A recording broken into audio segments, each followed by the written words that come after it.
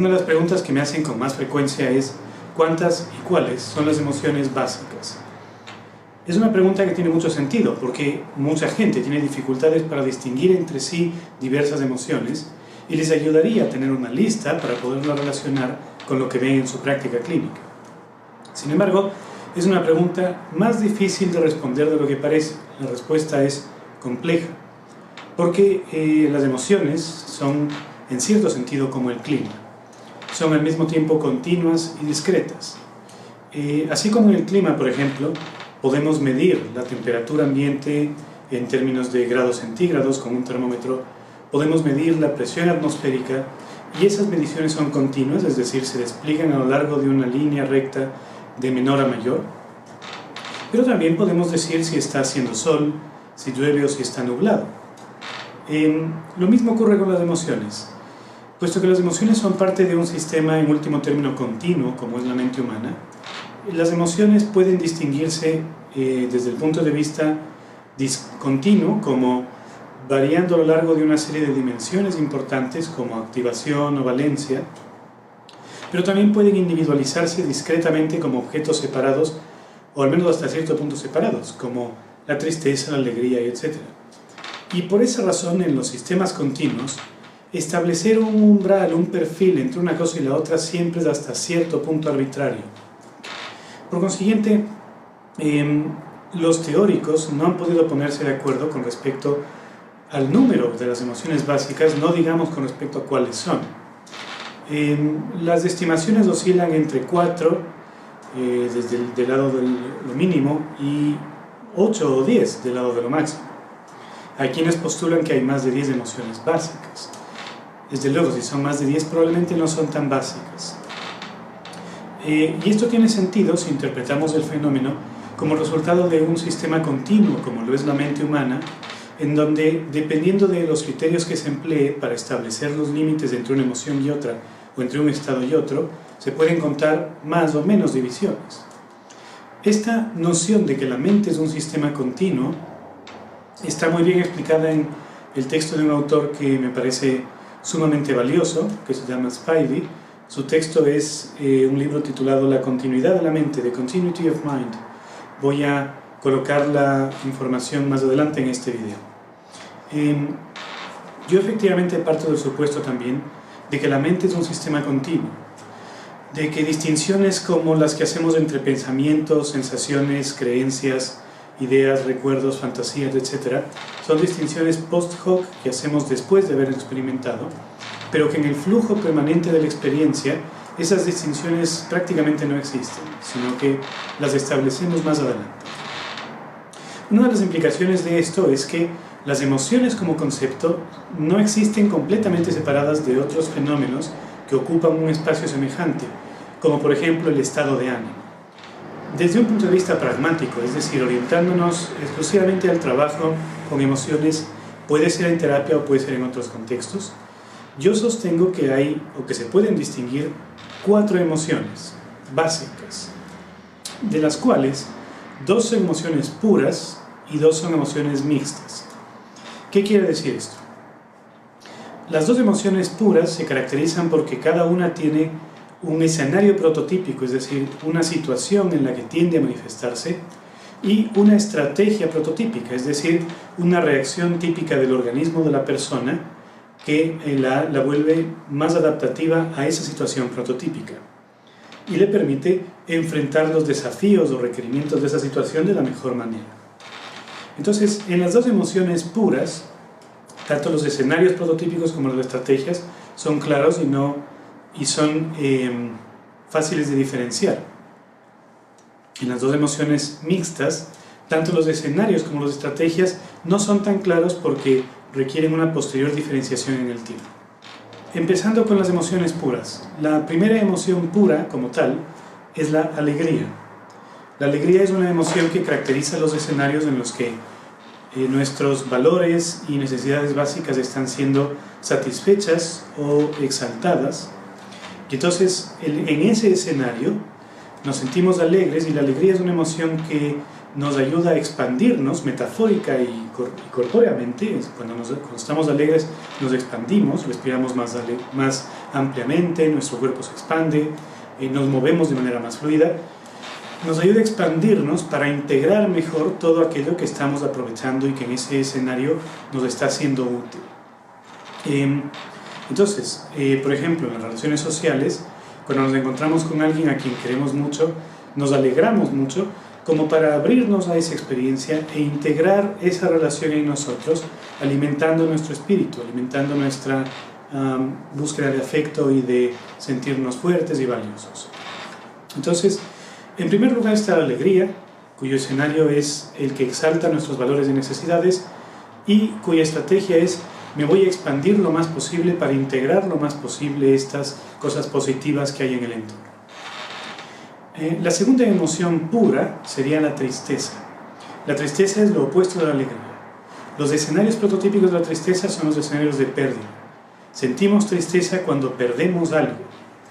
Mucha gente no se da cuenta de qué es lo que pierde, porque no necesariamente es algo físico ahí externo en el mundo. No forzosamente es alguien a quien hemos perdido. Podemos perder, por ejemplo, un deseo que no sabíamos que abrigábamos. Entonces, por ejemplo, un buen día nos enteramos de que a un compañero de trabajo lo van a ascender y de repente nos entristecemos y en ese momento nos damos cuenta de que en alguna parte de nuestra mente albergábamos el deseo de ser nosotros quienes recibiéramos ese ascenso. Entonces, el escenario prototípico de la tristeza es la pérdida. Hemos perdido algo, perdemos algo y respondemos entristeciéndonos. Y el objetivo de la tristeza o la estrategia asociada es la inversa de la alegría: reducir nuestro espacio, constreñirnos, comprimirnos, replegarnos emocionalmente para evitar futuras pérdidas y para acumular nuestras fuerzas.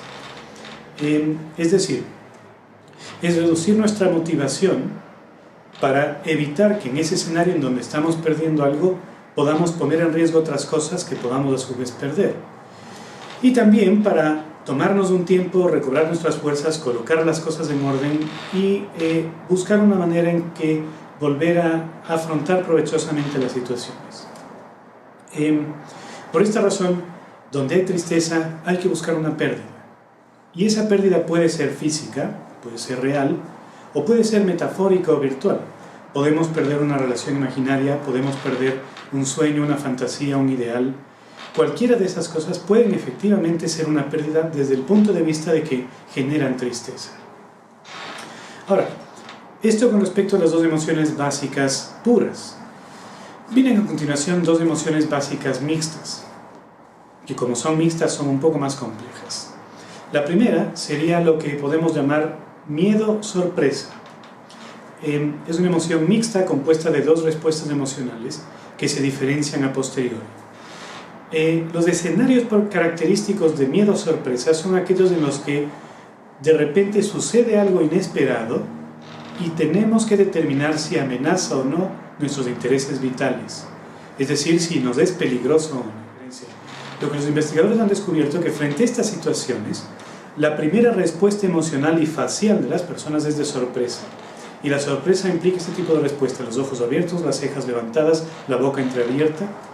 Y esa primera respuesta se va definiendo en instantes, en fracciones de segundo, según si la persona interpreta eso como amenazante o no.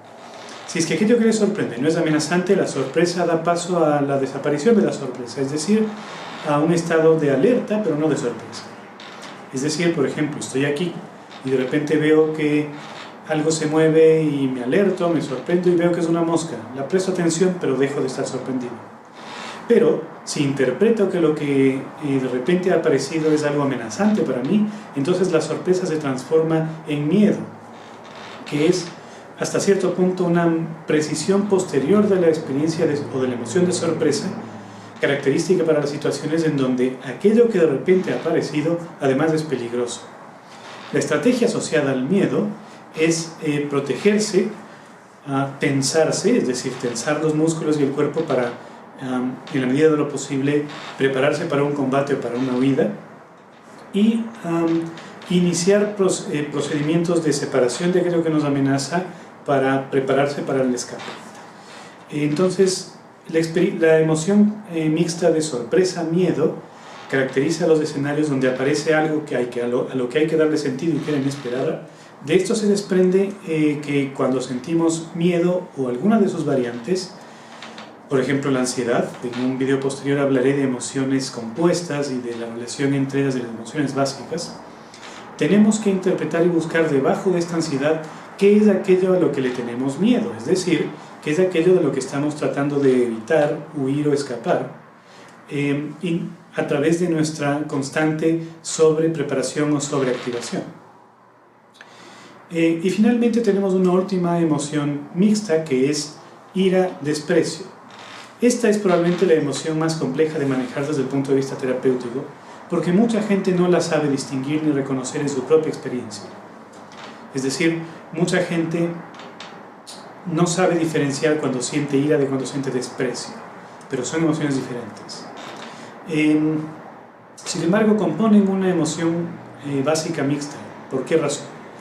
Ambas surgen frente a un escenario prototípico en donde hay algo en el entorno que o bien me invade, es decir, quiere ingresar en mi espacio vital y lo experimento como tóxico u opuesto a mis valores o deseos o necesidades, o bien quiere apropiarse de algo valioso para mí y en ese sentido lo experimento como un obstáculo para mis propósitos y objetivos. Entonces, en ambos escenarios hay un objeto que invade mi espacio vital e interrumpe lo que yo quiero hacer. En el escenario del desprecio, que es el equivalente relacional del asco, eso que interrumpe mi espacio vital es algo que yo vivencio como opuesto a mis valores vitales, como opuesto a mi esencia, y por consiguiente es tóxico metafóricamente para mí. Uno de los más interesantes investigadores en psicología social, que es Jonathan Haidt, ha investigado la relación entre la moralidad y la experiencia de asco y ha demostrado que efectivamente la base de mucha de la experiencia moral es el asco. Y el asco en el aspecto emocional o relacional se refleja en el desprecio. Si pensamos en alguien cuyos valores nos resulten repugnantes o opuestos o ajenos, la experiencia que sentimos es de desprecio, de me das asco. Y el desprecio está vinculado con una estrategia que tiene que ver con expulsar lo más lejos posible eso que nos es opuesto, eso que nos resulta emocionalmente tóxico, y alejarlo de nosotros. La componente emocional, por tanto, del desprecio no es solamente impedir que algo nos amenace y nos invada, como el caso de la ira, sino alejarlo forzosamente, expulsarlo y distanciarnos emocionalmente de él. En el caso de la ira, aquello que se presenta y que nos invade no nos resulta opuesto emocional o moralmente, pero sí obstaculiza nuestros propósitos. Entonces, por ejemplo, estamos queriendo aparcar nuestro coche en un lugar y de repente alguien viene y se nos cruza y ocupa el lugar antes de nosotros. Eso probablemente nos produzca ira, y la ira tiene que ver con que frustra nuestros propósitos, invade lo que considerábamos nuestro propio espacio vital, entonces nos enfadamos. Y la estrategia concomitante a la ira consiste en activarnos para iniciar la posibilidad de una confrontación o lucha en búsqueda de defender nuestro espacio vital y alejar o mantener a raya eso que nos amenaza. Ahora, desde el punto de vista terapéutico, la ira y el desprecio tienen una diferencia fundamental. La ira mantiene a la persona que es objeto de mi ira al mismo nivel. El desprecio le transmite que se encuentra por debajo de mí. Entonces el desprecio es emocionalmente más doloroso que la ira. Por consiguiente, la ira suele conducir a confrontaciones relativamente igualitarias. El desprecio suele conducir a confrontaciones en donde ambas partes intentan transmitirse una a otra, que se desprecian y que son menos que humanos. Esta es la razón por la cual de las 4 emociones básicas, probablemente el desprecio sea la más destructiva interpersonalmente. Porque cuando despreciamos a alguien, le estamos haciendo saber claramente que es inferior moralmente a nosotros, que así lo sentimos. Y por esa razón la mayor parte de gente no logra distinguir entre el desprecio y la ira, pero por eso mismo es fundamental lograrlo hacer para poder trabajar adecuadamente en terapia. Ahora, ¿significa eso que no existen más emociones que estas 4 básicas? No, porque las emociones se pueden combinar hasta cierto punto, dado que la mente es un sistema continuo en distintos planos y niveles, lo que genera un abanico gigantesco de posibilidades de experiencia emocional. Sin embargo, lo que sí significa es que estas 4 emociones son un excelente mapa para entender las relaciones en terapia y fuera de ella, y para comprender la manera en que nos estamos vivenciando frente a una situación. Si me siento triste, tengo que indagar qué es lo que estoy sintiendo que perdí. Si me siento nervioso, tengo que indagar qué es lo que estoy temiendo que ocurra o anticipando que pueda ocurrir, o aquello para lo que me preparo que ocurra.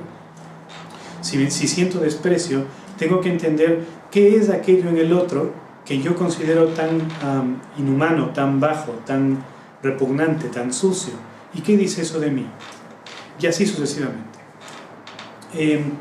En sucesivos videos voy a abordar el tema de las combinaciones entre distintas emociones y los niveles en que se pueden darle las emociones. Espero que esto les sea de utilidad. Muchas gracias y nos vemos en el próximo.